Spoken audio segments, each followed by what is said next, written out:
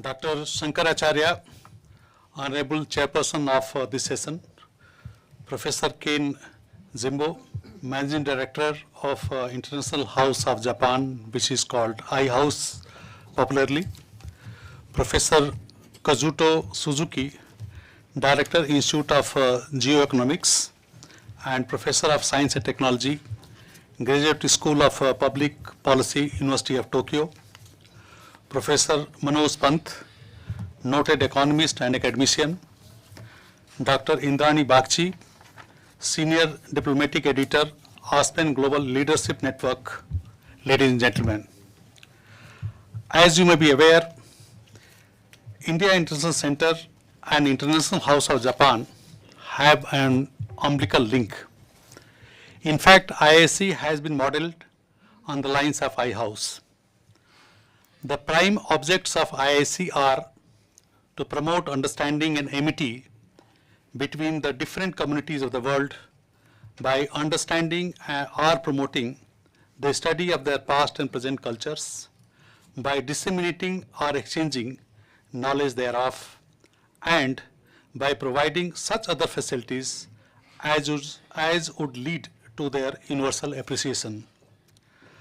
After the IIC became functional in the year 1962, an MOU was signed between IIC and I House, paving way for various mutual exchange programs between the two, such as holding of annual colloquium, co-sponsoring of India-Japan Distinguished Visitors Program at IIC and I House alternatively, co-sponsoring of resident scholars and artist programs, etc. Due to some internal problems confronted by I House in the recent past, the MOU could not be renewed, and consequently, in the past few years, the exchange programs could not be continued. I am very pleased to inform to all of you that a fresh MOU has been signed between IIC and I House on 18th May 2022, last year. For this, I would like to compliment Mr. James Kondo, Honorable Chairman of I House, who took the initiative in this regard. The new MOU, besides continuing the past programs inter alia, states that the parties will act as a strategic partner with each other and collaborate on programs, particularly those with an Indo-Pacific focus during the tenure of IIC I House strategic relationship. Flowing from this, we are having this very important colloquium to deliberate over economic security in Indo-Pacific, gradation of regional response.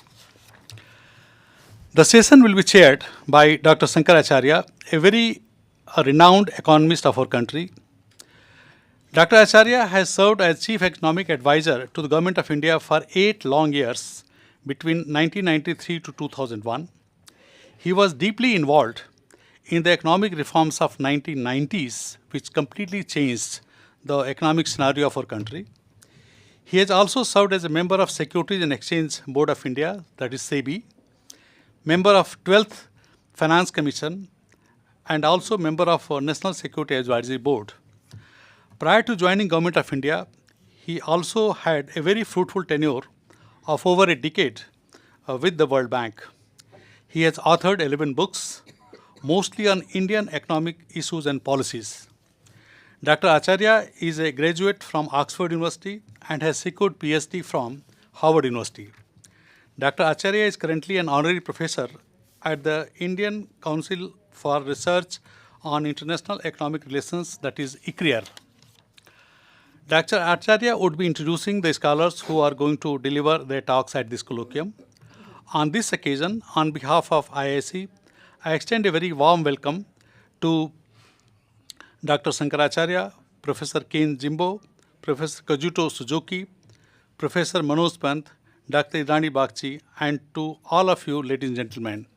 I look forward to a very fruitful and productive deliberations at this prestigious colloquium.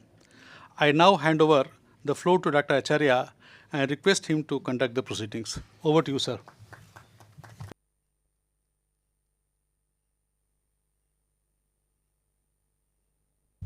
Thank you very much, Sri Sivastra. It's very, very kind of you to invite me on this occasion, especially as perhaps you didn't know, but my knowledge of the subject of today is close to zero. So, in fact, when you called me first, my initial instinct before I responded was to say, look, I know nothing about the subject of, I think our subject today, as you know, is economic security in the Indo-Pacific, graduation of regional responses. And I said, I know nothing about this subject.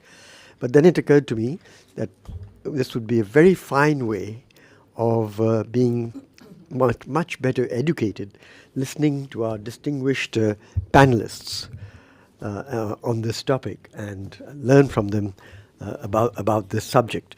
So really, it's in that spirit that I'm here, as a learner, not as somebody who knows about these things. Let me introduce my distinguished panelists a little bit. Mr. Srivastava has already done so. But let me just say that, first of all, of course, we have Professor Ken Jimbo on my left here, who is both the president of the Asia-Pacific Incentive and the managing director of the International House Japan on the program side, as I understand it. He is also a professor at the Faculty of Policy Management in the famous Keio University. And before that, he served as special advisor to the Minister of Defense in the Japanese Ministry of Defense and senior advisor in the National Security Secretariat earlier. Also, on my right, we have Professor Kazuto Suzuki, who is the director of the Institute of Geoeconomics in the University of Tokyo. Concurrently, he is the professor of the Graduate School of Public Policy at the University of Tokyo. Now, they all have published widely. They've done many things. I'm not going to take up the time by giving you all the details. As you well know, in this digital age, it's very easy to look up somebody and find all the details. So, then we have from our Indian side, as I should say that both Professor Jimbo and Professor Kazuko will be the lead speakers. They'll take about half an hour each. On the Indian side, we have two very distinguished speaker discussants, Professor Manoj Pant, who is been again many things, and most recently he was the director and vice chancellor of the Indian Institute of Foreign Trade. Completed his term just about 2 months ago, I believe, 5-year term. And before that, he was dean of the School of International Studies in the famous Jawaharlal Nehru University. In his case, too, I won't go back all the details. You can look them up.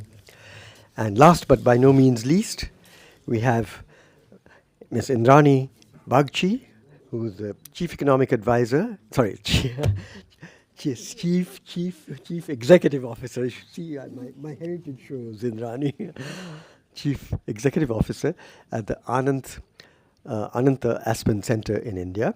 And she's been before that associate editor with the Times of India for about 18 years, if I get my arithmetic here right, where she mainly reported and analyzed foreign policy issues for the newspaper. And as most of you know, the Times of India is India's largest media company.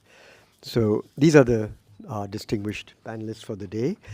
Before I turn it over to the first speaker, which will be Professor Ken Jimbo, let me just share with you 2 or 3 thoughts as a layman on the matter of for discussion, namely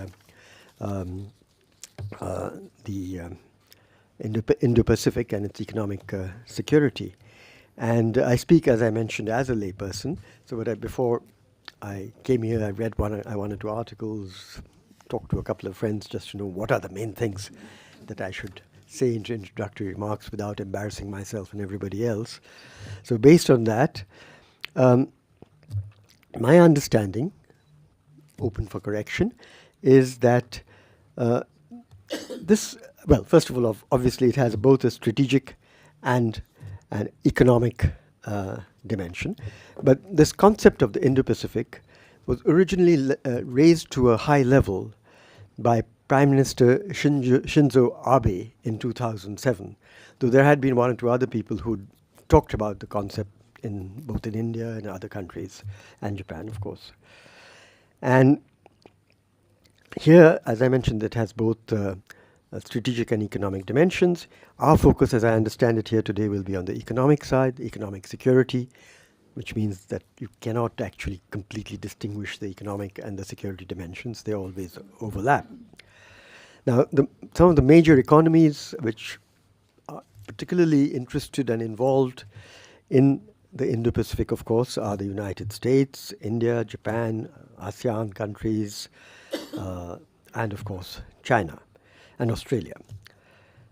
I think to get a sense of the importance, I think as I understood, the key idea of the Indo-Pacific, when it was both suggested and brought to a high level and further taken up in the Trump administration in their national security statement, I think in 2017, and of course most recently there has been the Indo-Pacific Economic Framework of 2021. Now the key idea, I think, which sort of underlays some of all this is that it should be a free, open and rules-based order.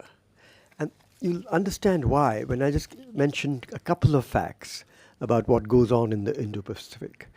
One, that about half of all shipping commerce goes through the Indo-Pacific and its channels. And about something like 80 to 90% of the oil trade goes through the Indo-Pacific. Something like 9 of the 10 busiest ports in the world belong to the shores of the Indo-Pacific. Now, again, I may have got my facts wrong in my reading, but I think that's broadly okay. So you can see why it's so very important.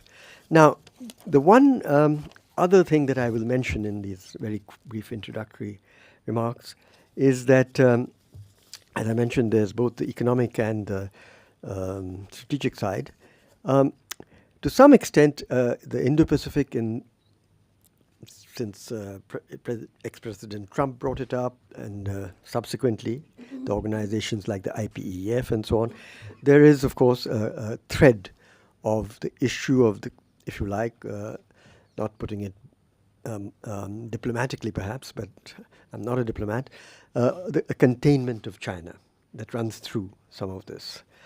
And to me, as a layperson, the interesting thought that came to me, which is not a particularly profound one, but might be worth mentioning, is that,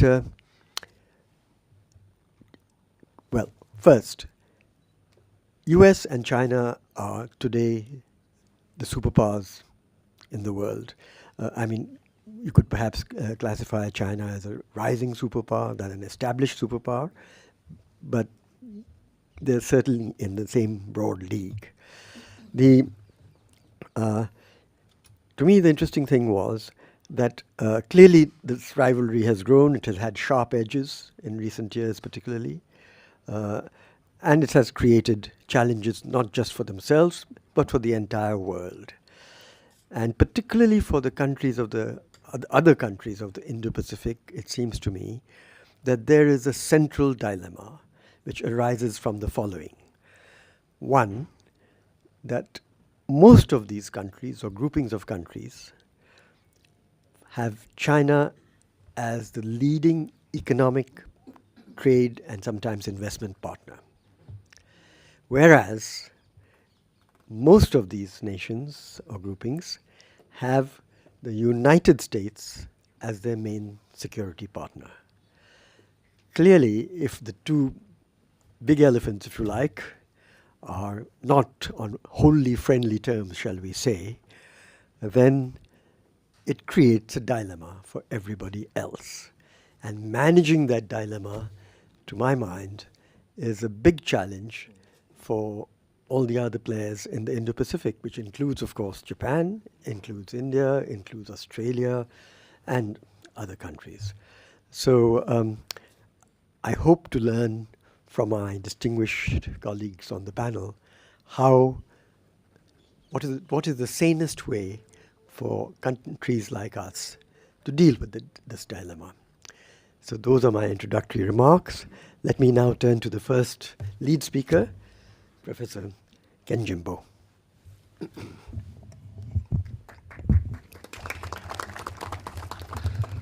Well, thank you very much. I'd like to begin by thanking India International Center, Dr. Shirley Srivastava, for kindly organizing this excellent meeting, and also the kind introduction by Dr. Acharya.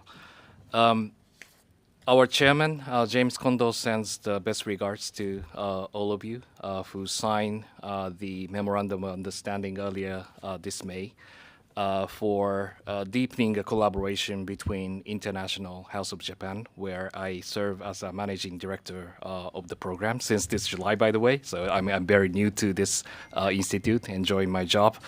But very glad to learn that our institute and also India International Center relation has been rapidly growing. And I'm very also pleased to be here together with Professor Kazuto Suzuki to witness our commitment to this memorandum of understanding to become one of the first visiting scholars to organize this joint project altogether. And we have agreed upon so many other things, including the exchange of the scholars and also to conduct the joint researches and encouraging those both Japanese and Indian, scholars and all the students, all the so-called influencers from both countries to exchange more deeply with each other. And we are looking forward to inviting Indian delegations in next few months to spend some time in Tokyo to have similar types of the colloquium and roundtable in Tokyo, and also exchange with many stakeholders in Tokyo as well. And this will, certainly become one of the core programs for exchanges of the academics and think tank members, and then to promote policy dialogues between two sides. And so I'm fully committed to this program, and also hope that you also will be a chance to come to Tokyo using this platform of collaboration between our two countries. And secondly, I'm also glad to learn the developments of bilateral relationship between Japan and India over past 2 decades. And I think that our two countries' relationship has become fully strategic with each other. Our strategic relationship expands from mere economic development relationships to now political, strategic, and cultural relationship are very, very comprehensive. And I think that as Dr. Acharya mentioned, that the concept of the Indo-Pacific has created some kind of, I think, gravity for both countries to plug and play in how our regional strategy can be formulated by utilization of this platforming concept of the Indo-Pacific. And I think the concept of the region has, I think, push and pull effects. Elasticity becoming large and becoming really shrink. And back in 1980s and 90s, we were all talking about the Asia Pacific as a defining concept, and we created economic cooperation like APEC, and also lots of like a track 1.52 kind of platforms to enhance the dialogues among the business leaders, politicians, and thinkers all together. But back in late 1990s and early 2000, we suddenly talk about East Asia as one of the defining concepts because directly because of the financial crisis in Southeast Asia was so devastating, and they need different sets of the rescuing schemes, especially by formulating the so-called Chiang Mai initiative, that is the currency swap mechanisms to utilize as the kind of rescue package for the short-term the rescue for the liquidization of the financial, platforms in Southeast Asia. And then what happened was the institutionalization of the East Asian political framework called the East Asian Summit, started with the ASEAN plus 3 and adding the India, Australia, and New Zealand all together. And that can be called the expanded East Asia that has been revealing in the mid-range of the year 2000s. And the things not stop there. Because of the rise of China, that East Asia needs to find some kind of the institutional balancing act by inviting the major powers into those regional framework, and that is the decision made by the East Asian Summit members to involve United States and Russia. I don't know whether that was the right decision right now, but to become the 18 countries framework, that is another version of the expanded East Asia. And in 2020, we found Indo-Pacific as another defining concept. And I think that many political transactions, economic integration frameworks, and the political solutions and schemes are now conducted within the framework of Indo-Pacific. So the topic that we are going to discuss today is the economic security. That is another, I think, component of the main subject to be discussed inside the framework of the Indo-Pacific region. And I think there are I think three major components why this economic security has become the primary concept for many countries in this region. One is obviously that heightening kind of competition between the United States and China in many fronts.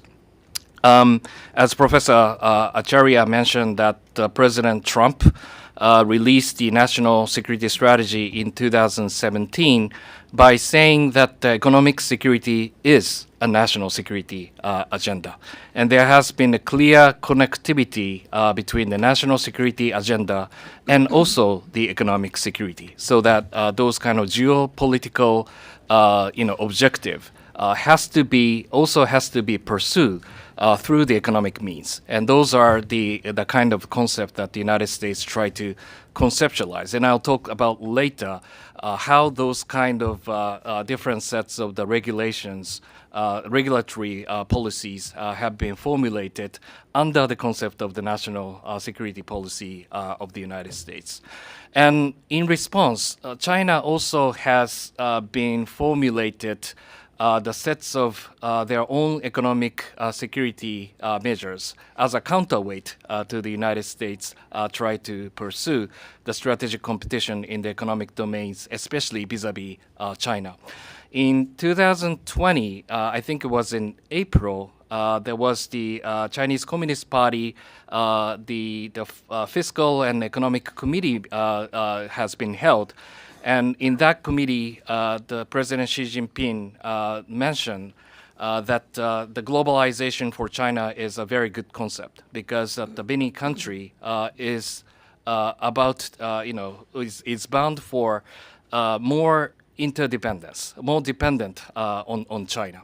And with that such kind of the dependent status, China has gained the status of the countermeasures against those countries who have been dependent upon China, which means that whether if the country have the strong reliance, the large-scale reliance on some kind of materials, components, or any kinds of the manufacturing technologies on China, China may have the leverage towards influencing towards those countries who are dependent on China. So it has been the clear demonstration or the declaration that the China is weaponizing the economic interdependence under these schemes. So that I think those created the consciousness that now that the interdependence is not a mere concept that will promote the collaboration among the countries, but the level of the interdependence also become the indicators how much that the one country can really capitalize the measures to counterweight on those kind of the transaction between those countries. So I think those kind of weaponization of the interdependence as a result of the heightening tension of the U.S.-China, strategic competition is one of the major reason why that the economic security has become the major agenda as of today. And I think a second component is the recent experience of the COVID-19 spread global pandemic situation. And we also realize that how difficult it is to manage the supply chain of the medical goods. And as major pharmaceutical industry countries like India has also experienced a lot of difficulties and hardships about how you can really secure the resilient supply chain of the medical goods and how it could supply to the other societies in the world. And so that also reminded us how important to manage the supply chain resilience and avoiding the over-reliance of the certain products to certain countries. And those also accelerated our concerns about the economic security. And I think the third, obviously, is the aftermath of the Russian invasion in Ukraine. That the current, I think, the crisis of the food supplies and also the rising prices of the energy also created the new, I think, sets of concern about how strategic geopolitical issues can transform into the issue of the economy in our world. So that those are the large-scale backgrounds of why do we need to care about the concept of the economic security. But now I would like to come down into the specific subject of what specifically the areas of concern that we really need to specify. And I do this because I think Japan, India, and other regional countries have the different priorities over the domains that I'm going to mention from now on. I'd like to mention the 5 domains. The first is the concern over the military diversion of the emerging technologies. And now that, as you know, that military technology history has a lots of, historical dimensions and emergence of the nuclear weapons and the stealth technologies and offset concepts, all led from the technological innovations. But now that we are looking at the dual-use, commercially driven technologies are now affecting very heavily onto the military domain. And as you can see, how Ukrainian forces fight against Russians, there's a commercial satellites, the commercial drones, and digital technologies played a huge roles in sustaining the Ukrainian forces' resistance against the Russian aggressions in many fronts. But in coming years, for example, the unmanned systems, robotics, digital communication technologies, and advanced materials, directed energy weapons, biotechnologies, and in the future, quantum technologies, and all become either a major or minor game changer in the military domains. So the United States government have become very conscious about the leading times of how much those kind of leading the cutting edge technologies can be transformed into the military technologies, and if the certain concerned countries take the first step in materializing those technologies into the military domain, they can certainly take the advantage in the certain fields of the combat domains. And that is the very much important concept, especially when you look at the American military strategy, where there are now struggling to maintain the new concepts of the balance of power vis-a-vis China.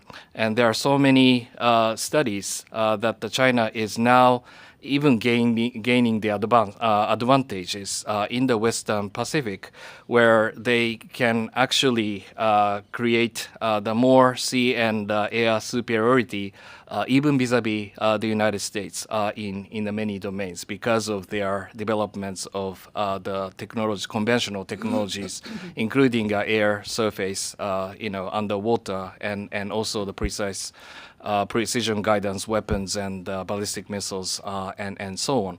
So that how United States can fight inside the theater has become the major questions that the United States has to face, and they have to maintain the superiority through the multi-domain warfares. And those multi-domain warfares has to incorporate the cyberspace and also the integrated command and control structure. All has to deal with those commercially driven high-tech technologies. So that I think that the export control of those military diversion potential technology has been the very much importance of the United States,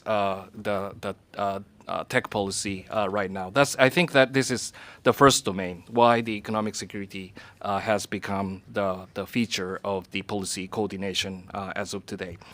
And the second domain is the supply chain dependency risks. I have already mentioned a few examples, but especially that the items like semiconductors, as you read the newspapers every day, that we are now having politics on how we can really manage the policy on the semiconductors. But that also involves some other items like large capacity batteries, pharmaceuticals, rare earth materials, etc. And if you try to find out the spectrum of the supply chains that each countries have, how much we dependent some certain types of materials and technologies to certain countries. And if, for example, China tried to weaponize that structures by knowing that some parts of those supply chain choke points have been is relying on China, they can actually destabilize the whole productions of the certain critical materials. And semiconductors, batteries, and some other areas have a certain roles to play. So how much we can really avoid the over-reliance on certain materials on China is certainly the issue that we need to highlight, and how much we do have a capacity to diversify the source of the imports or the productions have become very much importance as of today. So that's the second domain.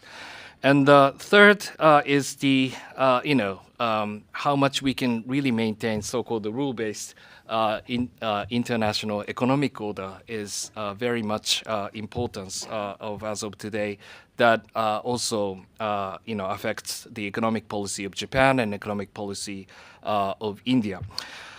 Because now that WTO-based globalization kind of scheme has been heavily challenged by many of the protectionist measures, even from the United States, China, and many other countries. So the rise of the state capitalisms, the utilization of the sovereign wealth funds, utilization of the licensing measures, and ownership restriction of the internal investments schemes, enforcement of the data localization, IP transfers, and those have become very much the issue of the national security sovereignty issues as of today. So I think we are looking at a very different world comparing with lots of premises we had 15 or 20 years ago. When the Thomas Friedman said the world is flat, basically they said that anyone who has the opportunity to plug and play into the globalization, wherever you are, if you have a talents, if you have a connections, you get the the equal level of the playing fields in the competitions. So you have to compete with like a global the talents, and that is great for the people who wish to, expose yourself in the international competitive fields. But those premises now has been very much challenged by the nationalization or the regionalization of the economy that we have as of today. So those kind of risk of the impeding the fair competitions are something that we also have to incorporate as an agenda of the economic security. And that's a third domain, and I'll try to have the two more. The four is the risks related to the production of the critical infrastructures.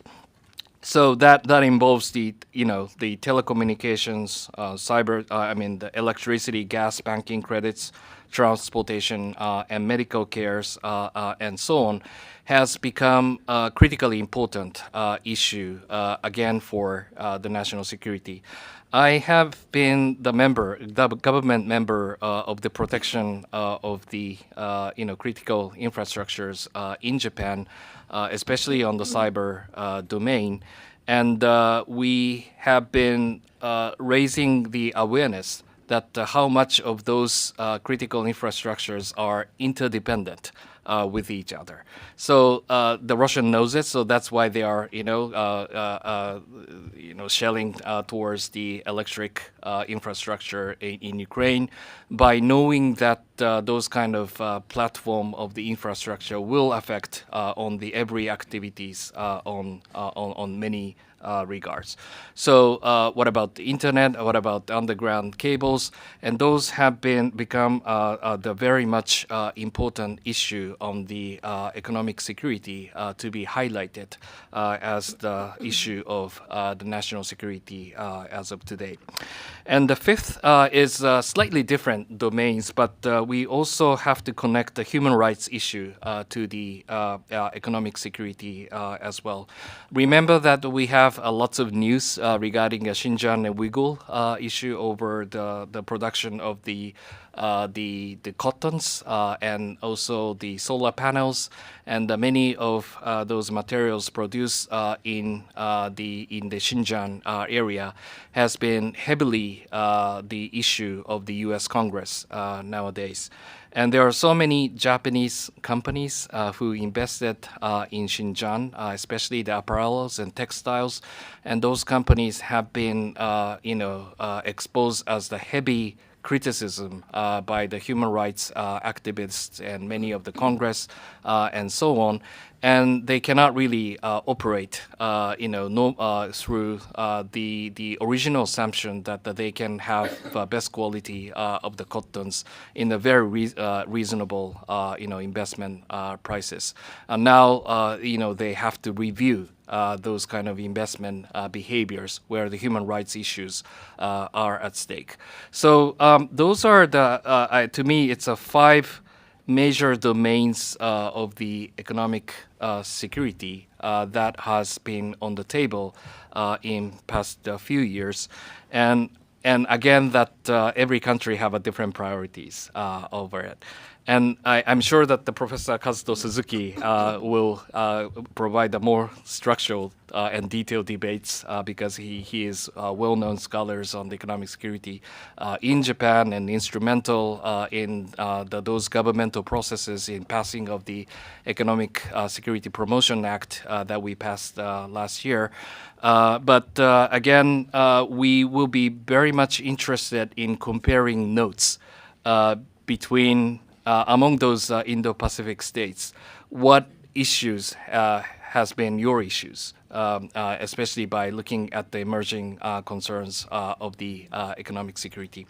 Especially something that I would like to raise today is that with the rising notion of the securitization of the economic domains, how much is enough? And what is the optimum kind of reconfiguration of the rationalization of the economic order that we need to create if we have to have an alternative economic order other than free and open, just the free and open economic order, what can be the theoretical and the approaches to the new economic order that we are going to have? Whether we are doing the right things in the regulating the behaviors of the company because of the security concerns that we have vis-a-vis China, whether we are not over-regulating about the free activities of the investment and trade vis-a-vis China and other countries, or are we tempting to invite the again that the old-fashioned protectionisms into our economy, and then ended up with the more costly, less efficient types of the productivity of the supply chains that we're going to have, as a result of the supply chain reviews that we are going to take place from now on. And what is the kind of the optimum balance between the secure and resilient supply chain and versus the vibrant economy that we are going to take, whether there are any kinds of, the theoretical backgrounds and the policy measures that we can coexist, those kind of resilient supply chain measures versus the vibrant economic, promotion measures altogether. So those are, I think, the critical components of the questions that the Japan and India can jointly pursue. And I will very much look forward to the wisdoms of the Indian panelists and audiences about how we can really approach to the economic security agenda that we face jointly today. So I'll stop here and look forward to the further discussion.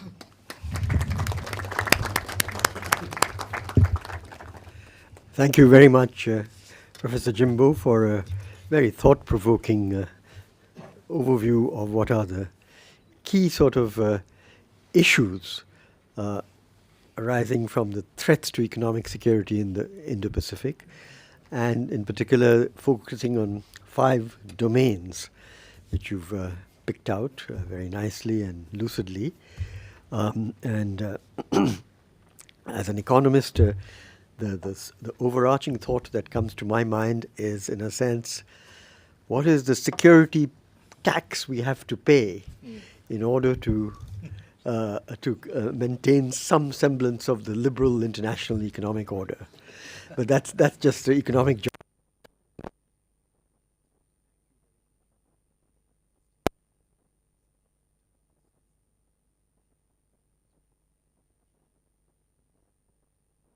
I now turn to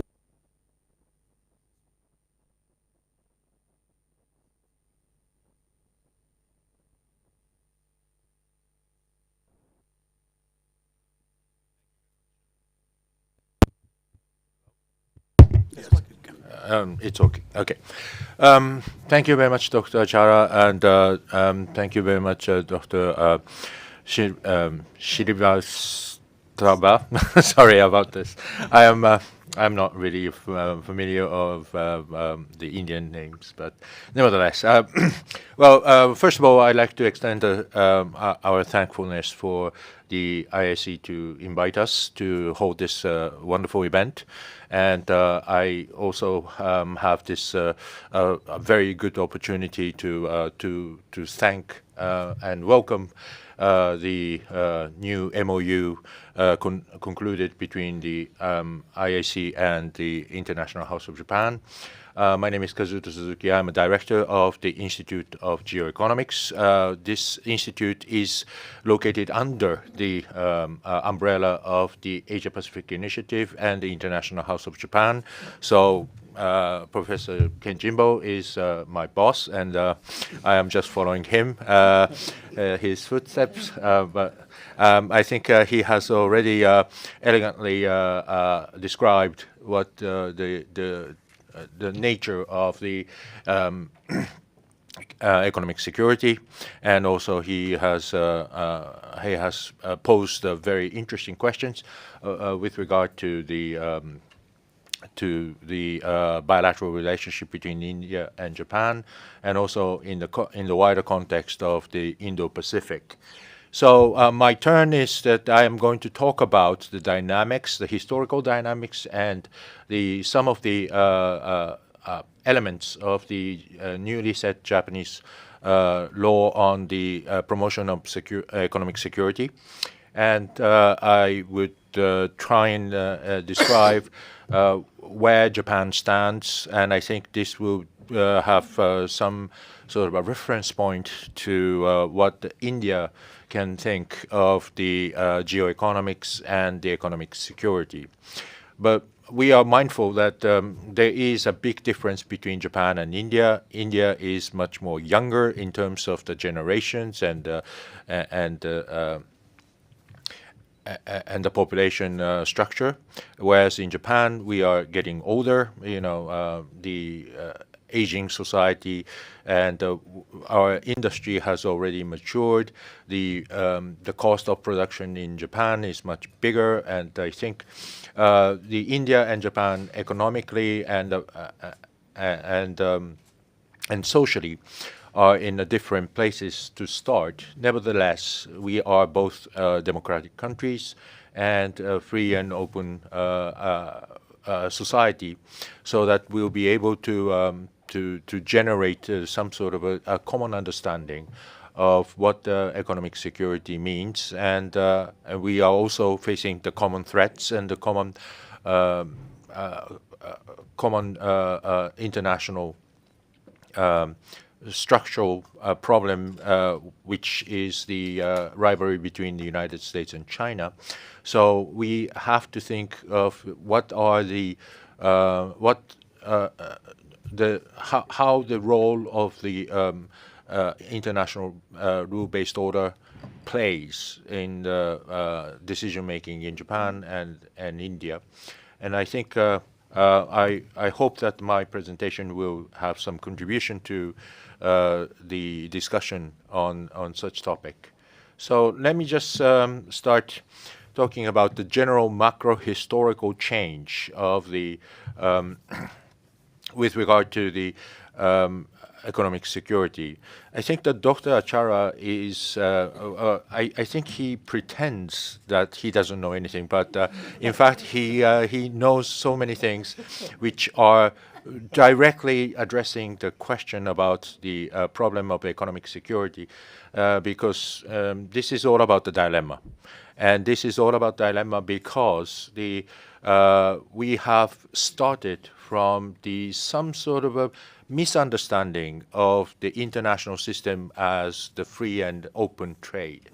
The concept of free trade was originally developed as the Western value.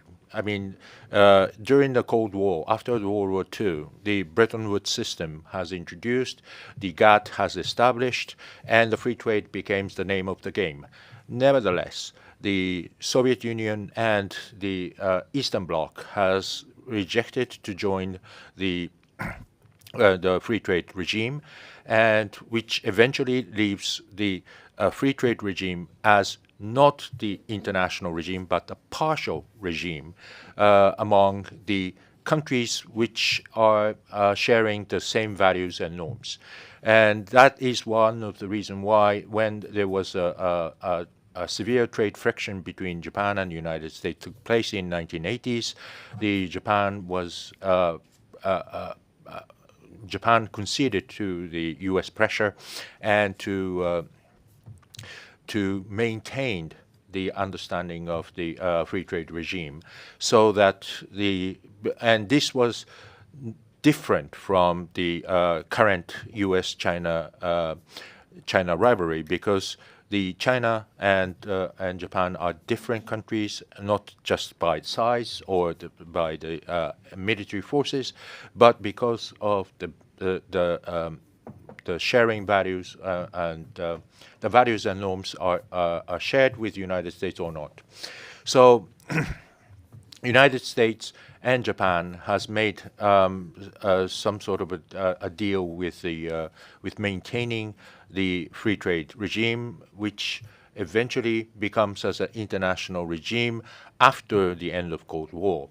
After the end of Cold War, there was an expectation that the China and Russia are going to be accepting the values and norms that is already existed in the Western countries. If the China and Russia becomes as a wealthy country through the free trade, then there was an expectation, or let's say the some sort of optimism that they would adhere the idea of democracy, rule of law, or the human rights. But what happened was that perhaps in the turning point was in year 2008 or somewhere around there, when there was a economic crisis starting from the subprime loan mortgage issue, and then the failure of the Lehman Brothers. This was the time that there was a significant economic shock in all around the country, all around the world. But China and Russia, which are the state-led economy or state-led capitalism, has made it get through the economic crisis faster than the democratic countries, and that gives them the much more confidence of their political regime controlling the economy, and eventually they are getting forward with the idea that they are not going to be associated or aligned with the values and norms in Japan of the West, but they are just going through their own idea. So after the 2008, in Russia, Putin becomes as a sort of Putin solidified its power base and becoming as a very much of the strong man in Russia. And Xi Jinping has concentrated his power and coming to the third term. So that that is considered to be an extent of this confidence that they already have. And also there are a number of countries which are directing towards more authoritarian or autocratic regime. For example, in Turkey, that there is a concentration of power, even though they are elected through the democratic means. But at the end of the day, there was a strengthening of the power or concentration of power, because there is a general understanding that the concentration of power and the faster decision making is much more fit for solving the crisis or exiting from the crisis or the difficulties in the economy. Although this has not been proven true, but I think the samples of the China and Russia has made it possible for them to think that the authoritarian mechanism would make it the authoritarian regime would be suitable for the globalized economy. So in that process, I think this is a interesting part, that the Japan or the United States or the many other countries are deepening the interdependence throughout these periods. Immediately after the end of Cold War, in 1990s and early 2000s, the Western countries were actively investing and building up the relationship with China and Russia, because they think that these investment will make them change their regime. However, after the 2008, the United States and Japan and Europe as well have created and invented the idea that economy and the politics can separate, so that the idea of free trade will be protected even under the authoritarian regime. And this separation of the politics and the economy are considered to be the principle written in the stone that is not going to be violated by any other country. But in fact, this has been broken when China has used their economic strength to pressurize Japan after the arrest of the captain of the fisherman boat in 2010, when China stopped exporting the rare earth mineral to Japan to pressurize to release the captain of the ship. And then China has used the its political power to put pressure on Australia, Taiwan, and even Norway, when Norway Parliament has elected the anti-regime writers as a Nobelist of the Nobel Peace Prize. So these kind of active use of the economy as a weapon to pursue the political objective is being the major tools for China to achieve its strategic objective. And I think we are now being aware of such an act. In other words, there is a broken promise that the politics and economy are no longer separated. Politics and economy are now fused together, and politics using the economy as a tool. And this is not just the China to use the economy as a tool to pursue its strategic objective. Take Donald Trump as an example. I mean, when Donald Trump came into power, then he immediately took the additional tariffs against China and demanded for the decoupling. And this decoupling is another way of changing the relationship between the United States and China and trying to separate and achieving certain power or to mount against China through the economic means. So as in the case of the Russian invasion in Ukraine, the economic sanction by nature is the pressurizing the country to change their policies by putting a pressure on the economic through economic means. But also the Russians are using the natural gas as a weapon to counter pressure or countermeasures against those sanctions. So I think this is an interesting case that every country are now starting to use the economy as the means of pursuing the political objective. And this is what we call the weaponization of trade or weaponization of interdependence. So what is,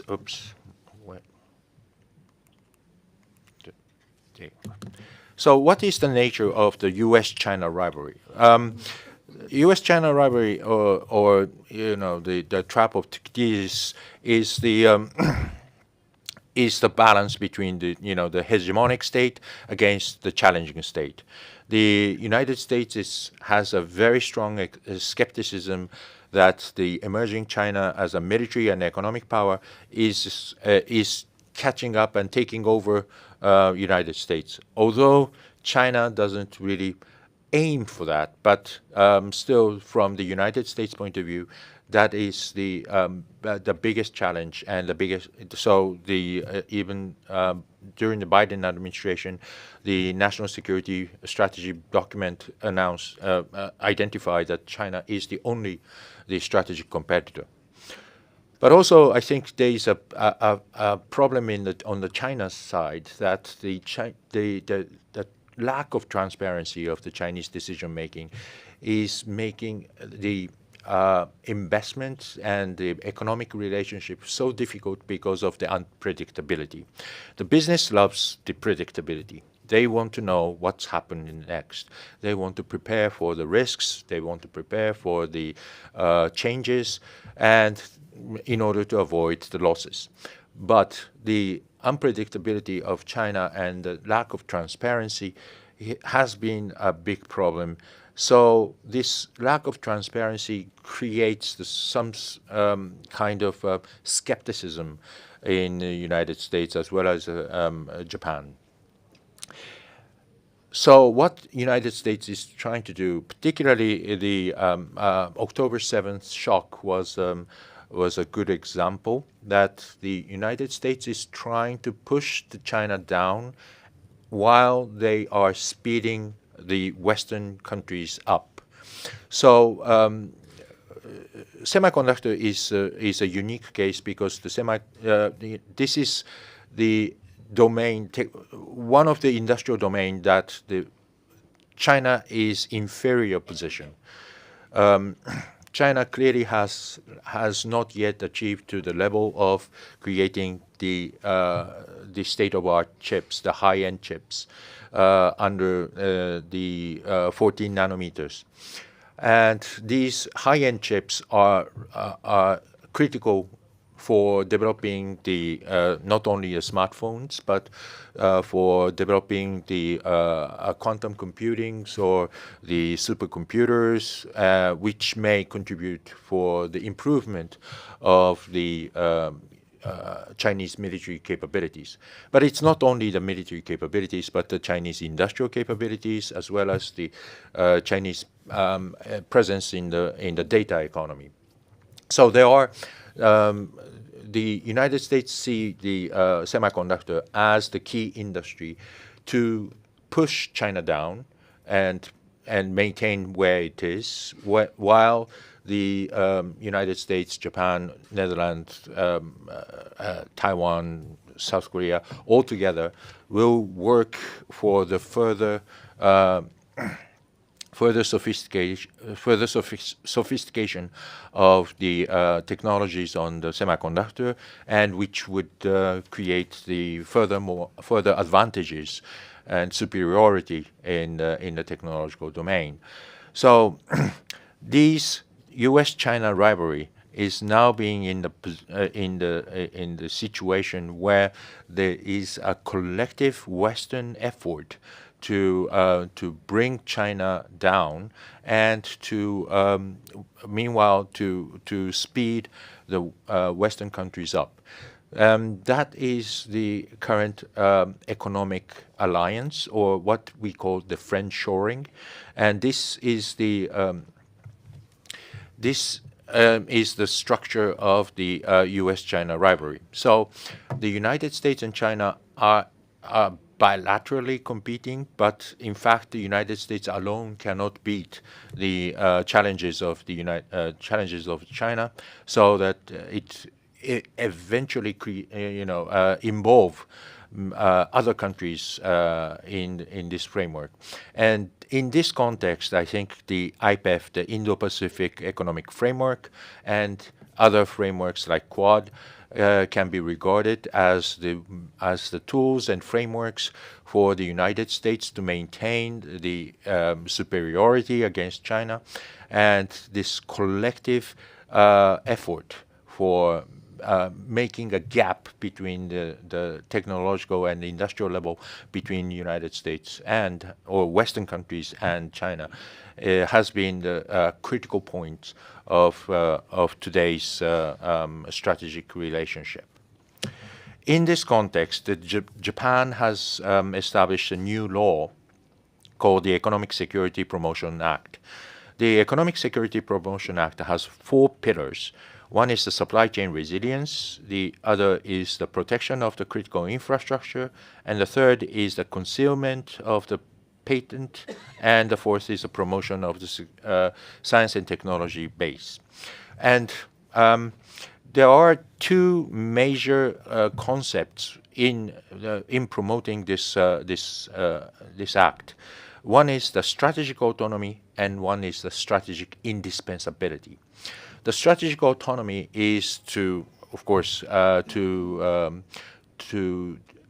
reduce the dependence on China and other potential hostile countries, and to make sure that there will be a strategic autonomy for.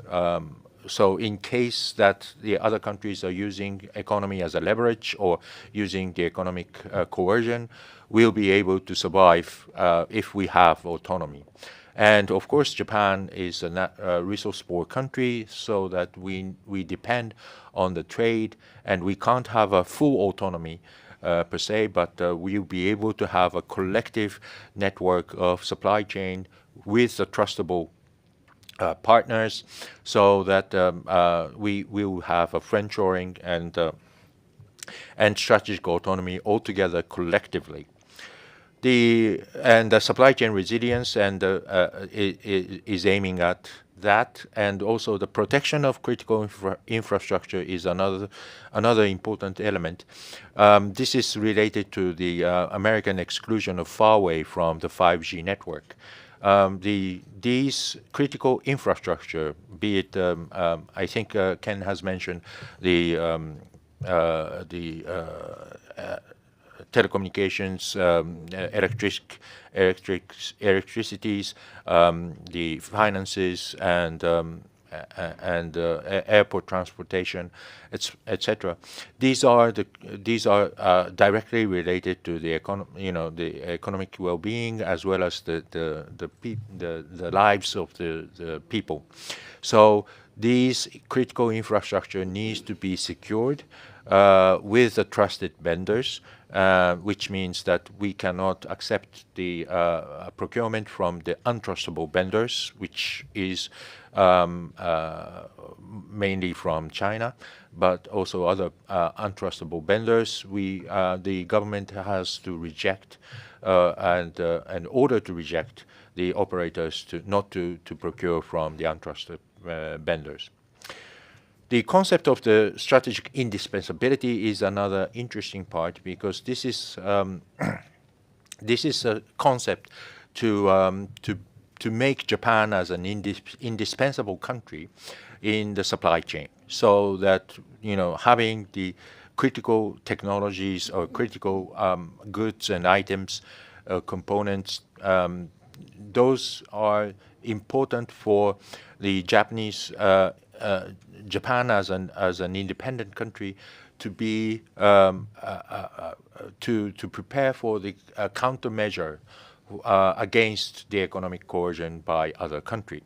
So being indispensable means that we'll be able to maintain our superiority, and this is why the concealment of the patent has been introduced in this Economic Security Promotion Act, because the current patent law has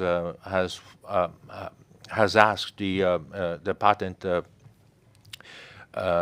patent owners to open up the technical information to others, and these technologies may be used for by the other countries for mimicking and copying and illegally stealing the intellectual properties. So concealment of the patent is important particularly for the security-sensitive technologies. And promotion of science and technology base is also another pillar to aim at the developing the strategic indispensability. Strategic indispensability in Japan, since we don't have the natural resources or the elements that we be able to control naturally, what we need to do is to build up our technical capabilities and scientific knowledge. So the how to protect those ideas and inventions, and how to promote these new ideas and new technologies are the critical importance of the promotion of the security, economic security in Japan. So this new law is aiming at the build-up of the strategic autonomy and strategic indispensability for Japan to be staying away from this economic pressure by the other country, and to make sure that Japan will be regarded and respected as the indispensable country in the global supply chain. So I'll stop here and. I have 7 minutes more? I was being generous. Right. So I'll stop here. I rather like to have a discussion more, and looking forward to having all the questions and the comments. Thank you.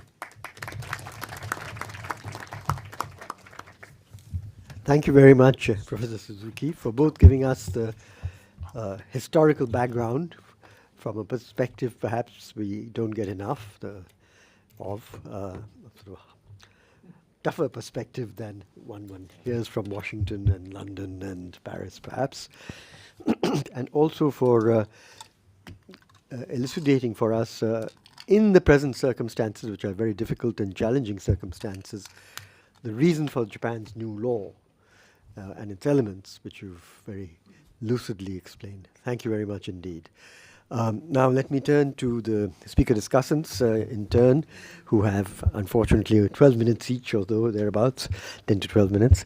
So first, if I can turn to Professor Pant to give his thoughts and remarks. Thank you, Mr. Acharya. I'll just try and build a little, I haven't prepared anything, I'll just build on what the earlier speaker said.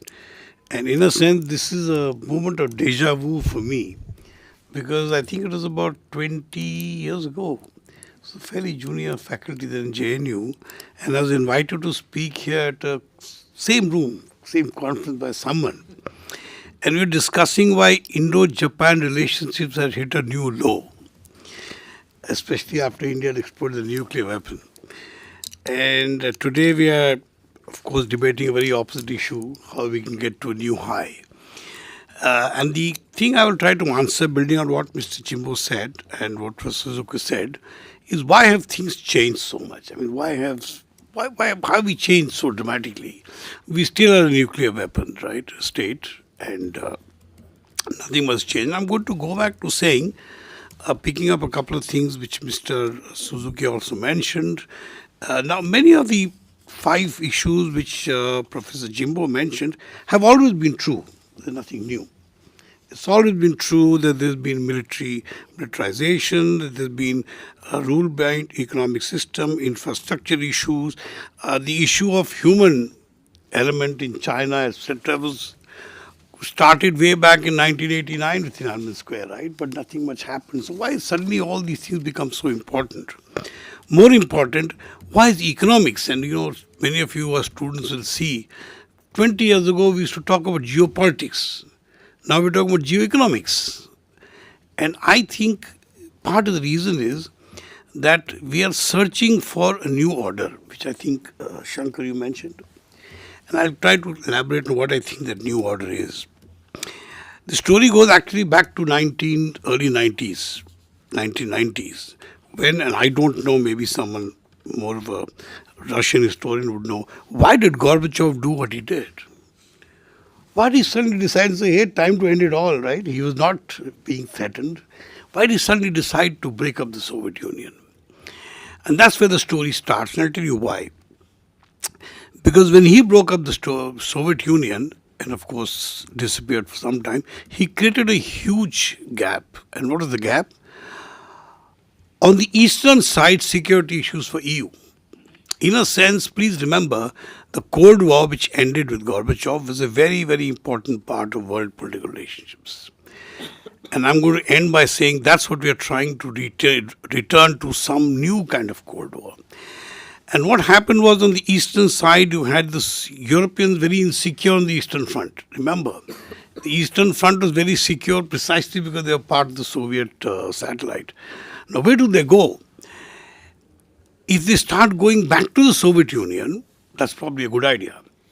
But if they don't, and they become independent, states, they could create a lot of problems inside. So the EU 15 in the Maastricht Treaty went on to become EU 27, which basically was to bring all these other 6, 7, 12 states into the EU fold for security reasons. EU 15 was for economic reasons, as a counter to US hegemony. EU 27 was security reasons, to prevent any security deterioration of the East. That's where it started. Now the China's rise actually had begun long before that. Why is you suddenly so worried about it now? In the 80s itself, China had become a dominant world power. Why did it matter? Why did it not matter then? Is what I'm going to try to come to next. So here we have this situation of the EU moving to 15 to 27 for security reasons. EU itself becoming an EU from common market for economic security vis-a-vis the US. And the US also expanding into Latin America for their own reasons to counter the expansion. So we had these world already getting into economic blocks. But the beauty of the Cold War was it left us out. We could stay out of it. We could say ki ye, so I break into Hindi once in a while, just say it well. Ye bhi theek hai, wo bhi theek hai. Both are okay. And we could do this because we could trade off economics and politics. And what allowed us to trade off economic politics was the two opposing ideologies, the communist ideology in Russia and the non-communist, if you want to call it, free enterprise, not always true, but non-communist ideology in the West. And this had many examples. India, we had very close relations with Soviet Union, yet was and very, very poor relationships diplomatic with the USA. Yet it was the USA which came forward to help us in the famine in the 60s. Because all we had to say was, look, all they had to say, and please Kissinger, if you look at his file, said this. Think of a country like India, so many people actually falling into a communist fold. What could happen if that happened? Please remember, India is the only country I am aware of in modern civilization which has been one man, one vote from day one. No country, Japan, South Korea, USA, Canada, you name the country, has been one man, one vote from day one. I know there are some who think that was a bad idea, but let's not talk about that. But I'm just saying that's true. So we were a very, very important democracy, not in terms of economics, we still aren't, but in terms of politics. Now the question arises then, after that, is this was a very important issue for us. Take the trade, as mentioned by you. Prior to 1995 and the WTO, world trade was actually consensual. GATT of 1948 was not a mandatory document, it was voluntary. But it was enforced by the US, which is the dominant world power after the Second World War. So USA managed to make sure that people followed the rules of the game, as you said. But with other economies becoming important, there need to be new rules of the game. And the new rules of the game became WTO, which is no longer a voluntary, but a mandatory, very strict response mechanisms. Now think of it this way. Who are the countries who benefited enormously from GATT? Japan, South Korea, the whole of South Asia, which is the one country out of this whole lot which was a member of GATT, India. No one else. Yet India decided to stay out of the world trade. So here we have this wonderful situation where we have these two sets of countries, the West and the East, if you want to call it, fighting each other on ideological ground, very important. One wanting to stay a communist state with the whole bloc with its own attendance problem, but also some advantages, and the other saying, no, that's not the way to go. The economic order is very important, the human rights are very important. And this went. Now, after 19th, 20th century, everything that's evolved has actually built on this failure of the Cold War. And let me mention why did this issue remain dormant till 2008. Between 1995 and 2008, if you look at the numbers, maximum growth in world trade has been between countries of the South, not between North and South. It's these countries, India, Africa, Latin America. This is where the trading is taking place, of which China was a very dominant part. Now, what happened in terms of world trade in those critical years, let's say 1980 and certainly till 2008, the world became, as I think Professor Suzuki mentioned, the supply, a new kind of world order in economics. We started having what is called intra-industry trade. Trade is in parts, no longer in final parts. And why? Because world trading costs have fallen so far, so small, that it makes no sense to transfer full products. It's better to make them parts. And how did it develop? It's a very fascinating story. You look at all the South Asian countries, including East Asian, Japan and South Korea, all of them have had trade surplus with China. And China became the place which was the sort of, if you want to call it, assembly point. Components would come from all these countries, assemble in China, and who's the buyer? The Russians, the Americans. That was a very simple system. Whereas Soviet Union, they're out of it. They had their own little supply chain before Gorbachev ended everything, which was built on the Comecon country. So they had their own little supply chain there, and the other supply chain was this one. Now, here is where the problem starts. When we are looking for a Cold War, a new Cold War from, I'm talking about the emerging countries perspective, we're not able to find it. The feeling was that US hegemony is not a good thing. Still a feeling. So someone should come up. Obviously, Soviet Union has given up and become Russia. So who's going to come? The feeling was the European Union would emerge as the new balance of power. Now that lasted till the East Asian crisis. And that feeling still lasted till the end of East Asian crisis, when the internal contradictions of the EU itself started emerging because of the merging of the East European countries with EU. The poor and rich getting together creates its own internal contradictions. So what did the world say? And this is the World Bank. The one institution which is always wrong in what it says, almost always, is the World Bank. And I'll tell you why. The World Bank says now first they said we have the East Asian, what is called the East Asian tiger miracle, which was a disaster after the East Asian crisis. They said, but now we have the Chinese way. It was called the Beijing Consensus 2030. This is the way forward. A state which runs the economy very well and the politics is kept out of it. It's a state capitalism, right, China? And that's the way to work. And that's the system that existed because the EU disappeared. Now, here is the problem. All this worked well till 2008 because the world recession came. And then we were all on our own, everyone for himself after 2008. Although, by the way, WTO held on extremely well, but that's a different story. But here's the problem. Now what do? Is China going to become the new balance of power? No. Why? Because the Chinese internal system was built on its economic strength. Please remember, the Soviet Union internal system was not built on economic strength, it was built on military strength, which still is. Today, Soviet Union is still the dominating military power, except military stuff is also becoming part of supply chains, so they run into troubles. I'll give you one example. Avionics, which is essential to military power, all done by Israel. So it's all outsourced, everything being outsourced.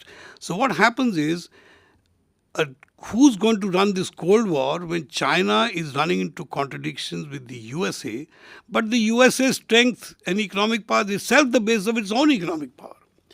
And the Chinese internal stability, political stability, is dependent on economic dominance. They need to export. And everything that every single, whatever ruler, whatever you call it, of China has done after that is try to create new path, to create a diversion. First it was in 50, 60, it was India and China. Then it became Taiwan, something or the other. But the problem is they never actually want to break the umbilical cord with the USA because they can't afford to. Their internal political system for survival depends on the US.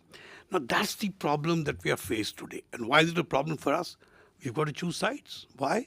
Because WTO doesn't allow you to say that I want to sit on the fence. We'd love to sit on the fence. We are trying to maintain a good balance now. You notice the US reaction. The USA has never seriously condemned China for any of its actions. In fact, what they are really telling Putin is, you're a sideshow. Why are you muddying the waters? He says, I don't want to muddy water. Just give me a secure. Because if I lose to Ukraine, what is going to happen to me? My neck will go. I cannot be seen to be losing to a little power like Ukraine, although he knows he's not fighting Ukraine. So he's only asking, give me some area, give me a buffer zone. Give me a buffer zone so I can go back and say, look, I won. As Zelensky says, I want the Nobel Prize, let me say I won. And they'll give it to him. Certainly next year they'll give it to him. So the question really is, that's a sideshow, Ukraine. But it's reflective of the clash of ideologies. Someone wrote a book called Clash of Civilizations. What we have is clash of ideologies. Now here is the conundrum for India, and I personally believe the government since 2007 has taken the right path, which this current government is taking. We have chosen the path of going with the liberal economic side. Now may not be the best path. Pakistan is neither here nor there. They figure out yahan hai, udhar hai. They're a very confused country. But India has decided that we want to stay that way because that is our strength in the world system. That is why Japan no longer talks about the fact that we are a weaponized, nuclear weaponized state. In fact, we're discussing today how to improve relations. So, will there be stability? Frankly, I don't know. I do believe the stability will only come about either if India emerges as an economic power, which for reasons I can't go into now will happen in the next 20 years, and not for the reasons we read in the papers either. But at the moment, it still relies on the US and China sort of getting together. I do believe they are making the right noises. And they're telling Putin, look, you're a sideshow, let's get it over with. He's also saying, I'm a sideshow. Let me be very clear. Military superiority in Russia is such that they could annihilate Ukraine anytime they wanted to. Let no one ever doubt that. China could do that to many countries too, but let no one doubt that that's on no one's mind at the moment. Military is the least important, although we in India don't seem to realize. That is not the issue anymore.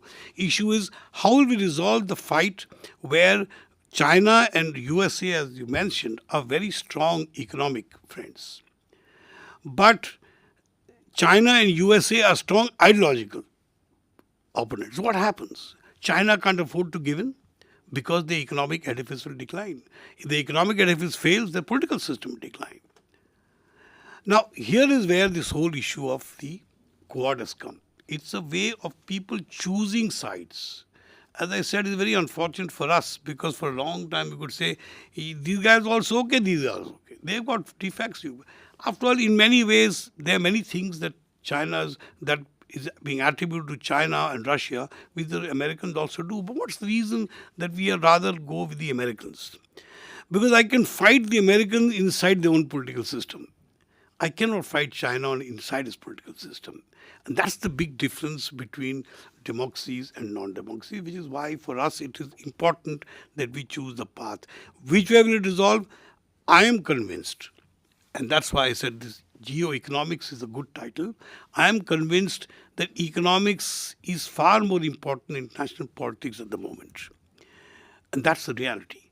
But international politics needs to resolve the geoeconomics, which is going to dominate. Should it be this or should it be that? And I believe that economics at this point of time, when we are in a world recession, and fortunately or unfortunately, the COVID took our mind off it for a while. We forgot. And then when this COVID came out again, it was like seeing a movie and the light goes off and you're saying, oh my God, wait for the light to come on. And the light comes on and say, oh, that's very nice. But no one tries to analyze what would have happened in those 5 minutes if the light had not gone. So we are like that. But we are actually today in the same situation as we were in 2008. The world is flat in the sense that there's no movement anywhere. And that's the problem we have today. We have to cooperate. Supply chain is a reality. And the only case I know, micro case of country that tried to violate supply chain and failed was Malaysia some years back when they said they'd make their own car.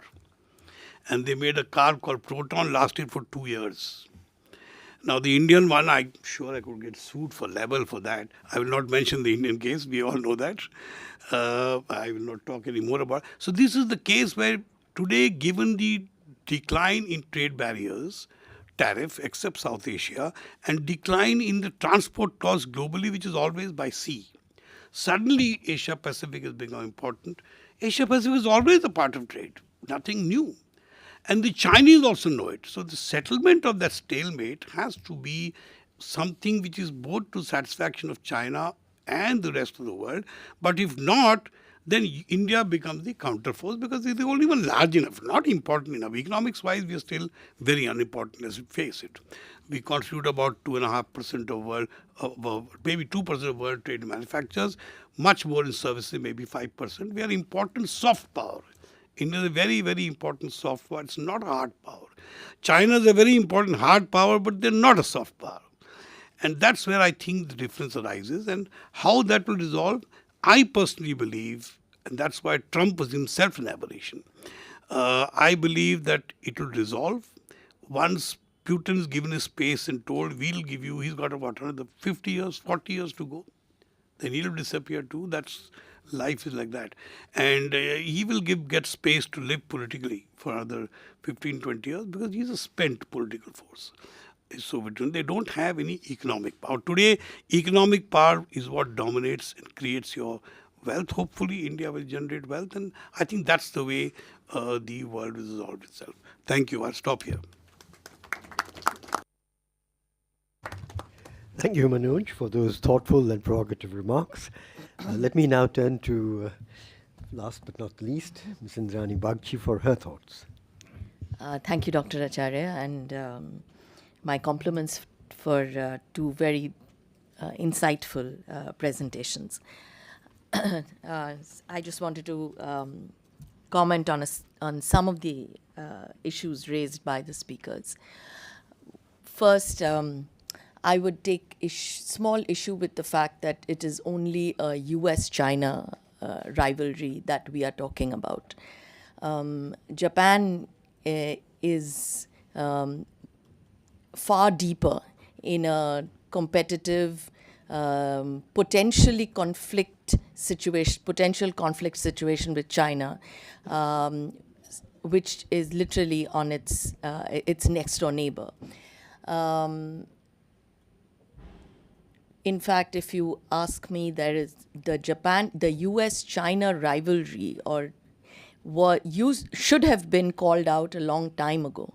It didn't, because it was convenient for US companies, other Western companies, including Japanese companies, to overlook a lot of the problematic areas in China. It took a Trump to be the bull in the China shop, and very literally, and call out what Chinese actions meant for the US and for a large part of the world. Today, Japan's security issues are actually quite should be a matter of concern, and it is. I mean, it is not only the fact that China will remain out of bounds for Japan and Japanese industry in many, many critical areas for some time to come.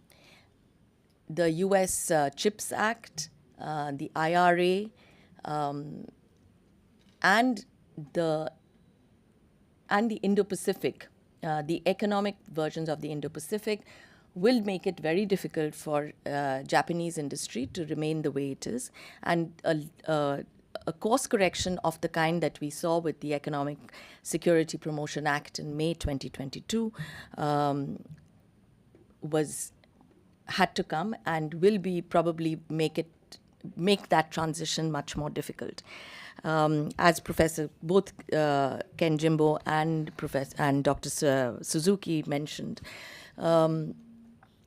it is COVID, it was the geopolitical tensions in this Indo-Pacific region, and we should not make this only a US-China issue, as I said, because there is, for the last 10 years at least, Japanese boats have been threatened by the Chinese.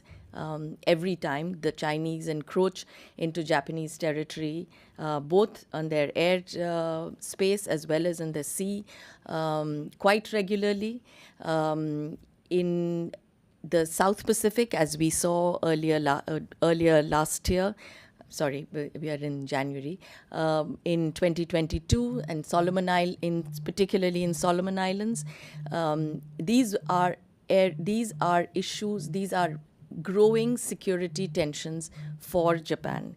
The Russia-Ukraine war is an added layer of that insecurity, because there is one thing that is also common between Japan and India, and at least in the last couple of decades, the one effort that has been that has underlined a lot of both Indian and Japanese foreign policy, maybe in slightly different ways, has been to keep Russia and China, to keep that wedge between Russia and China.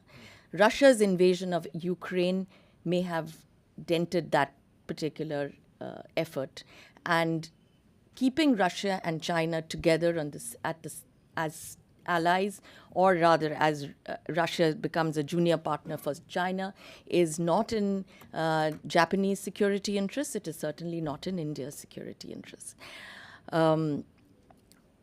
Regarding the Economic Security Act, we have seen how technology, as Professor Jimbo talked about, how technology has transformed military experiences. We saw that in 2021. We saw that in the Armenia-Azerbaijan conflict.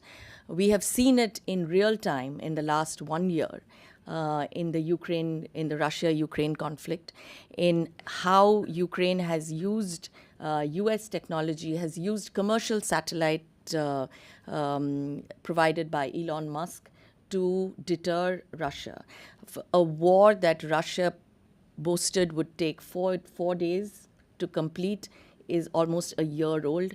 Russia has been exposed in ways that we had never believed it would have been. It is fighting a proxy war, but it no longer can be counted as a military power of the kind that we used to know Russia. That has implications for all our security, both Indian and Japanese. In fact, former Japanese Prime Minister Shinzo Abe went to a great deal of effort to work out some kind of a modus vivendi with Russia, which didn't go very far.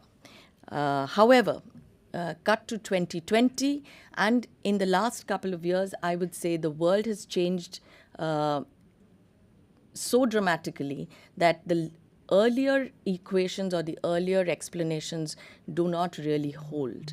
It is not just the fact that China weaponized COVID lockdowns. We in India knew that we couldn't access PPEs, ventilators in the first round, oxygen concentrators in the second round, because China was engaged in the kind of price gouging and the kind of denial of access to these items that made it very, very difficult for India, especially in the area of pharmaceutical ingredients. As was mentioned, India is a pharmaceutical manufacturing power, yet we realized to our cost that about 70% of the active pharmaceutical ingredients for the pharmaceutical industry came from China, for reasons that we should have taken a relook at earlier. The COVID experience, which then created the areas, the issue, what we now know as supply chain resilience, because in the Indo-Pacific, it then became a matter of existence that we needed to find a China plus one strategy, and that has now become accepted everywhere, both in the US, both in China, in Taiwan, in Japan, and in other areas, other parts of the world. The China plus one strategy is not always India, because it cannot be. However, we have to go back to, again, 2020 to look at the agreement that that India signed with Japan and Australia on supply chain resilience, largely because India had been bruised by the Chinese weaponization. Japan definitely had been bruised by Chinese weaponization. The new entrant was Australia, which saw China taking a very hard stand after Australia questioned the origins of the COVID pandemic. And all of these, I would say, put economics and security on the same page. You could argue that economics and security have always been on the same page. I think the focus has been much sharper in the past 3 years. I do not see that focus changing, because the idea of diversification, the idea of building shorter supply chains that are resilient, that a lot of it coming from with countries which are partners, who are trusted partners. And you will notice this coming up more and more. The words trust and transparency are becoming the hallmark of international political relationships. And that comes from exactly this, that you will not shut those chains down. It was very easy for America to buy from China, or for India to buy from China, until it became a weapon. As for India, in the last 3 years, at least I'd say in the last 5 years, our relationship with China has taken a steep nosedive. And the security aspect of the relationship has suffered to the extent that India, which tried to keep the economic and the security relationships with China separate, has had no option but to close that gap. From 2020, I would say the red flag in India happened before Galwan, before the incursions by the Chinese in eastern Ladakh. My guess is it happened sometime in April, when the People's Bank of China took a stake, or asked to take a stake in HDFC Bank, which is India's largest private sector bank. And that threw up the kind of red flags that I have not seen in any government in India before. So it was, for instance, when New Zealand and Australia kept Huawei out of their 5G networks. Even the US, which pressured India to keep Huawei out of its 5G networks, India sort of demurred and said that we would keep Huawei out of the core and keep them in the periphery. All of that has gone. And I don't know if you notice it, but there has been, to the extent possible in India, there has been quite a concerted effort to keep Chinese investments out of critical sectors. India was better off than many other countries. I mean, countries like, we've never allowed Chinese investment in our critical infrastructure ever. Countries like Australia did, and now they are walking back from those decisions. Nevertheless, China was a very cheap source of capital, no questions asked kind of investment. All of that has gone, because it is never a no questions asked investment. And we realize that a lot later, which is why I do not see that the fundamentals of this current break in international relationships that we are seeing between India, China, Japan, China, US, China, Australia, or the Quad and China, I do not see that diminishing in the near future. Even if a certain kind of diplomatic engagement may be possible, but the fundamentals of that break is quite severe, because once you move your supply chains, you don't move them back. It's not easy to move supply chains back. And therefore, we will find this over and over again. The two areas that we have to watch out for are dual-use technologies that are used for both civilian and military purposes, and how those technologies and how those weapons are kept only with certain trusted allies, and areas like semiconductors, where, again, if you see the battle of Taiwan trying to be protected just because Taiwan is probably the only country that can make semiconductors or chips that are of 1 or 3 nanometers. the entire global geopolitics is now revolving around exactly that. So where does it, as far as I can see, where this opens up new areas of cooperation between India and Japan, because while Japan doesn't make the kind of chips that Taiwan does, Japan is a critical country when it comes to the components of any semiconductor chain. And Indians have a very high presence in the R&D of chip design.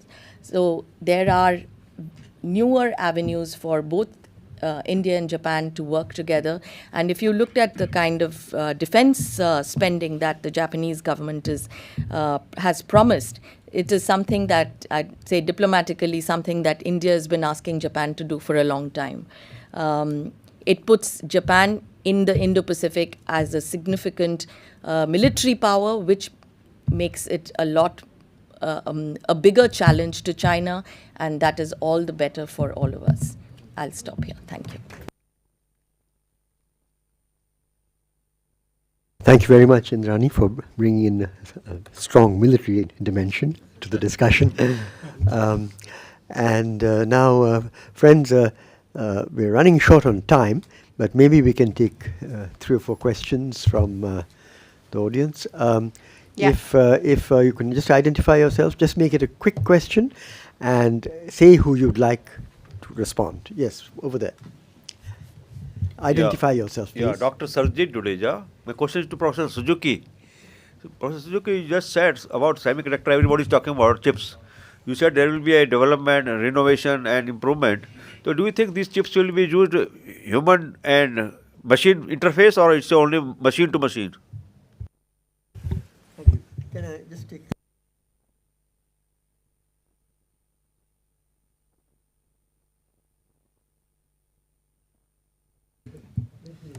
Thank you, Chair. My name is KP Fabian, member IIC.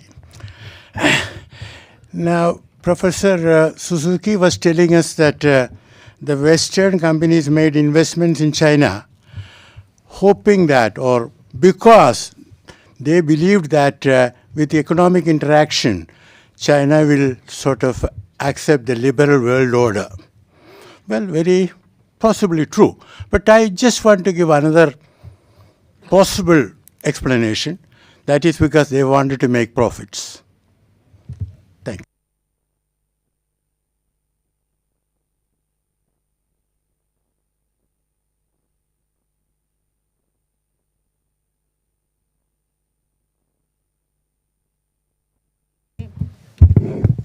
My question, I'm Anu Jindal, I'm an artist scholar. My question is to Professor Jimbo. You listed out 5 domains, and the very first one was defense. So is this, you deliberately putting emphasis on that? And recently Japan has been spending far more on its defense, which is probably putting a lot of pressure on the Japanese taxpayer. So what's your opinion of all that? Thank you. He doesn't look this side. Dr. Acharya, can I ask? Yeah. My question is to Dr. Jimbo. You mentioned strategic relationship between India and Japan. So my question is, when did the relationship between India and Japan become strategic? And what was the final factor which raised it to that level?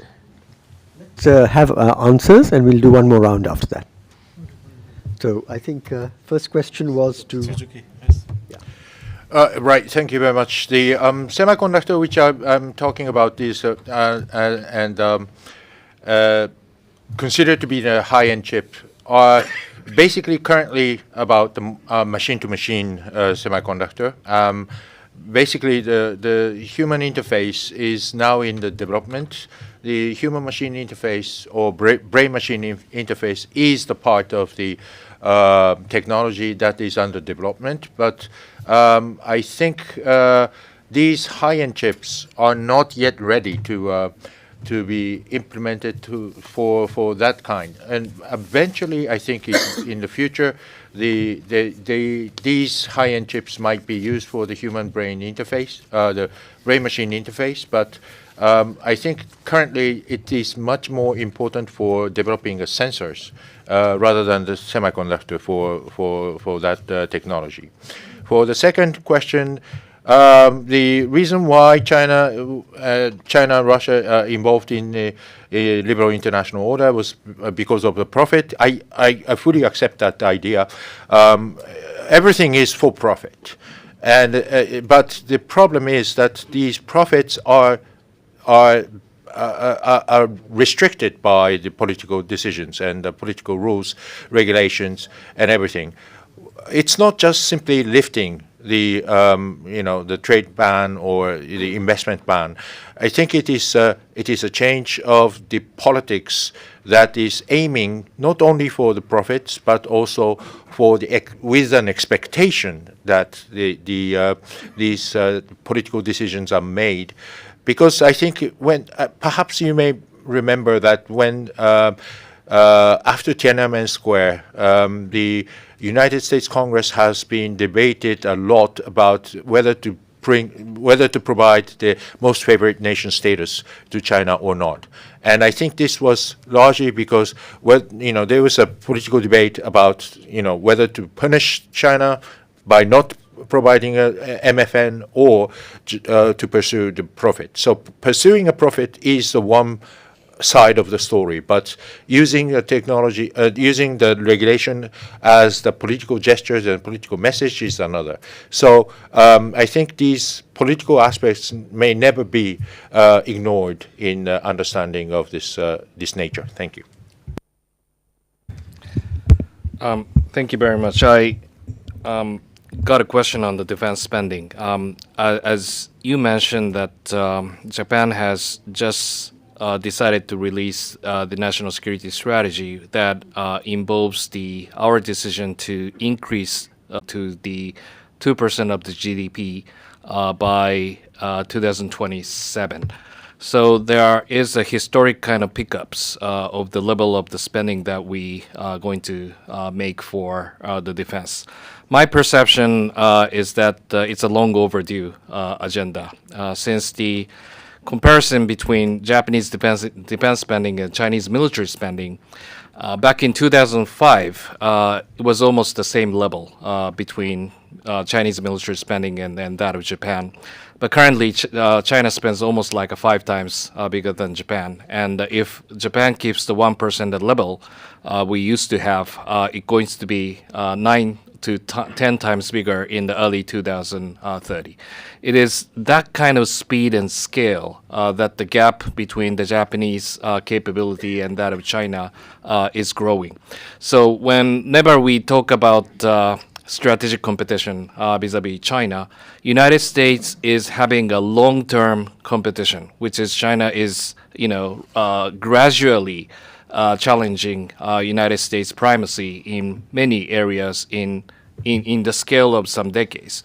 But in terms of Japan, we are having a short-term strategic competition with China because China has already taken over the Japanese GDP in 2010, Japanese defense spending in 2005, and the gap is widely, the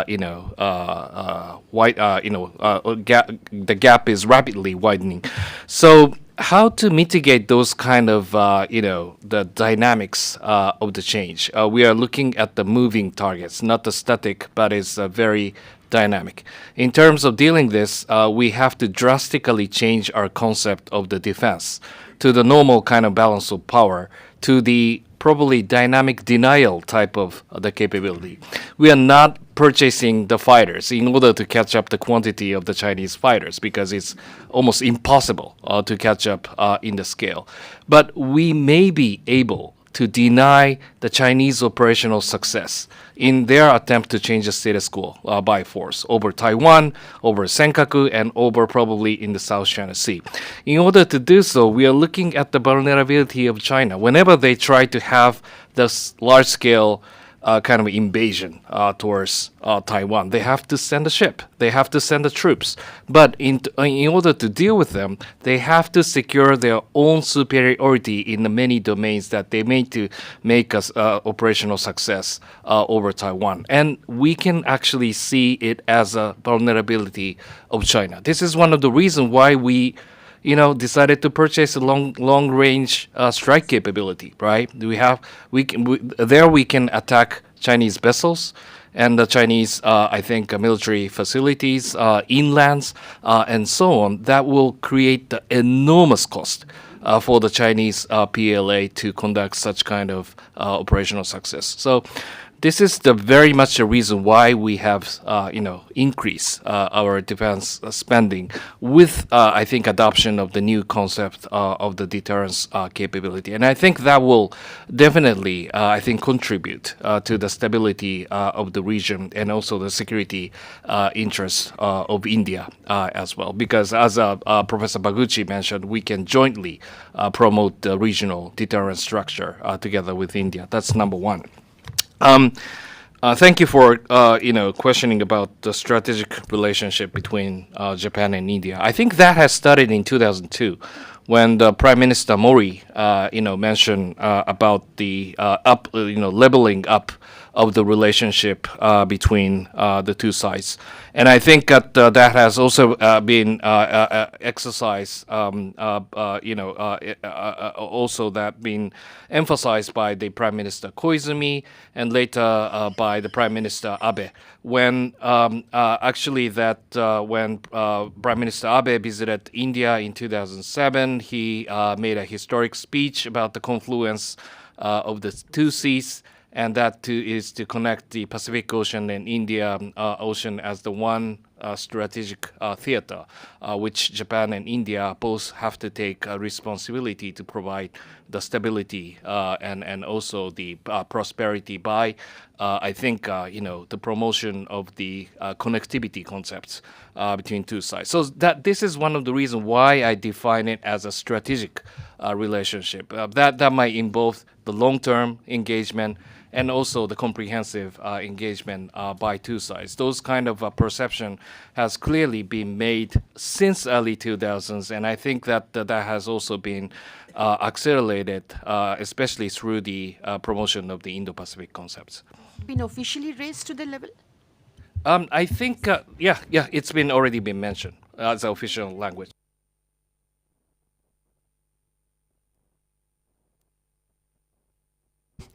Since we have sort of passed our announced time, but we'll perhaps take 3-4 more last questions. There was one back here. Thank you very much, Chair.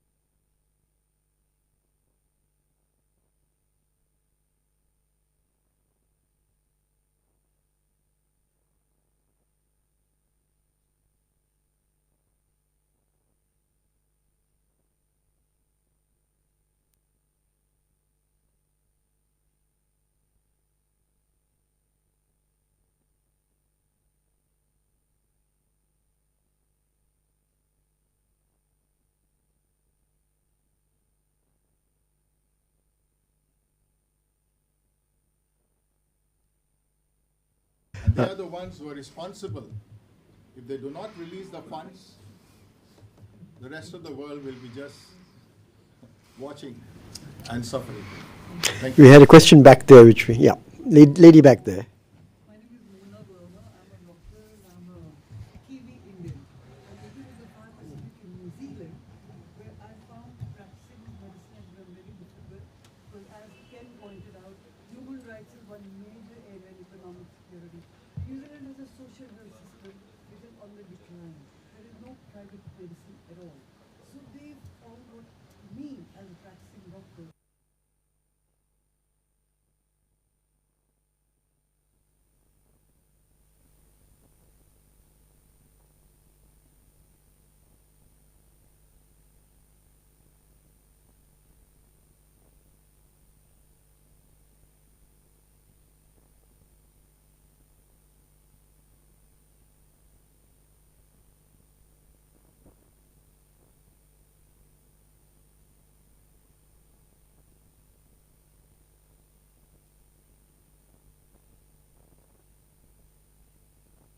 Prasad.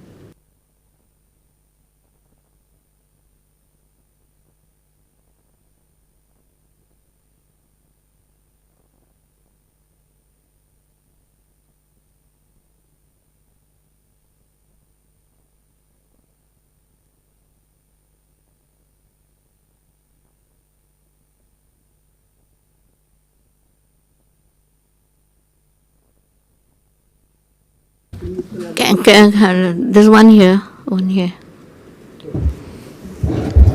I'm MB Chandra from Delhi University. This is question pertaining to Mr. Jimbo. Last week, around in the US has agreed to help around $100 billion to the war crisis in Ukraine.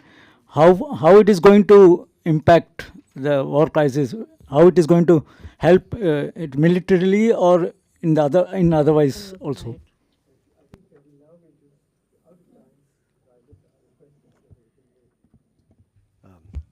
Answer what you'd like to answer. Sure. Thank you very much. I fully agree that the climate change issue that definitely needs the global cooperation without any kind of exceptions are needed. So in terms of the supply chain reviews and the economic security that I have raised, especially to focus on the 5 domains, and I think that the climate issue is some kind of exceptions that the United States fully admits that there's the domains of the cooperation should be needed, inclusive of all relevant players, especially with China. And I think that has already been made clear by the Biden administration and all the executive branches from the United States. But in terms of the interdependence, I think I will try to quote from what the Professor Bagchi said, that we should promote until that it becomes the weapon. And I think that the thing that we need to take care is that it is quite.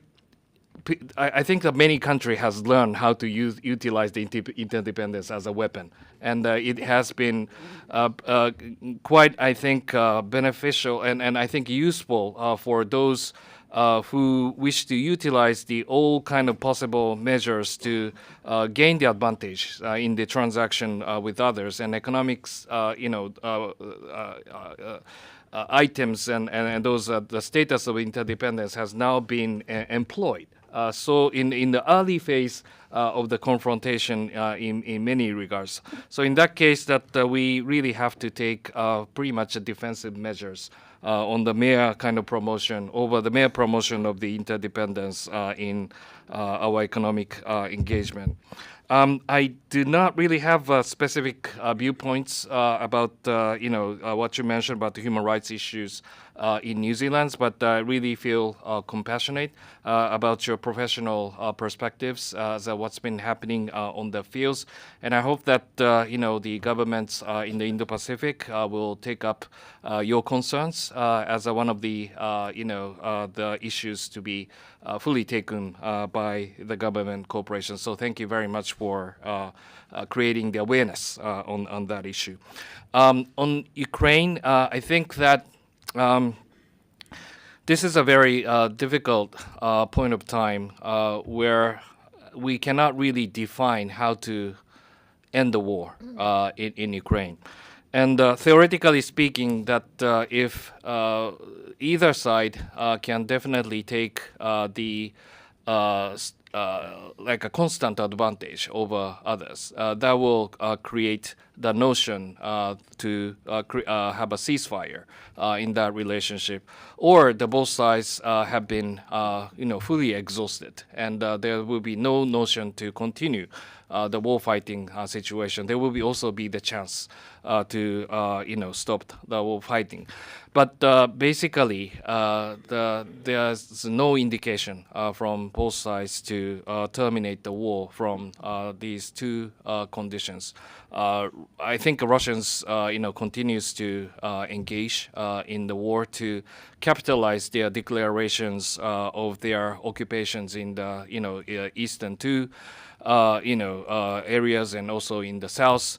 And Ukraine has fully determined that they wish to get back to the situation before the February 24th. And the both, I think those kind of objectives needs the clear, I think the firepower, backgrounds, and that also needs the foreign assistance to engage in the continuation of the war fighting. So some of the irony is that I think Western assistance is serving for the continuation of the war, enable Ukraine to resist against the Russians, but definitely that Western powers are not providing the weapons for the final resolutions yet, because it will, I think, trigger the further escalation for Russia to take ultimate measures, including the use of nuclear weapons in the war fighting scheme. So I think it is the critical point of time that how we can really define the end state of the Ukraine war. We haven't really reached the kind of final resolution yet, but this is the practical reality of how we are supporting, the Western powers are supporting the war in Ukraine. Dr. Acharya, just one question here. You didn't look light at all. You didn't look at your right side at all. I think Dr. Jumbo and Dr. Suzuki had both mentioned about the digital technology going pretty viral all around the world. But I'm a little bit curious to know, because Japan is the only country which has a patent on the robotic technology. Are you thinking in the next 5 years of using it for your internal security purposes? Because we know robotic technology has gone wayward high in Japan. Sure. You mean the price is going high? Technology. Okay. For internal security, it's very important that you use such technology. Yeah. To spur the Chinese catching your ships. Well, the digital technology can be applied for many things, and internal security is one thing. But digital technology, for example, when you use the cloud services like the Gmail, or if you were using the other data services like WhatsApp and other those the mobile phone apps, those are all digital economy and digital technology.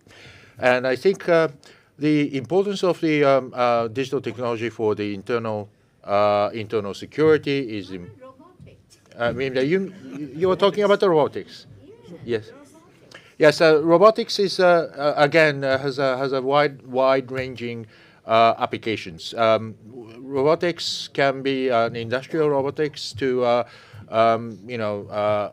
warfighting robotics, and this automation of the actions has a wide range application.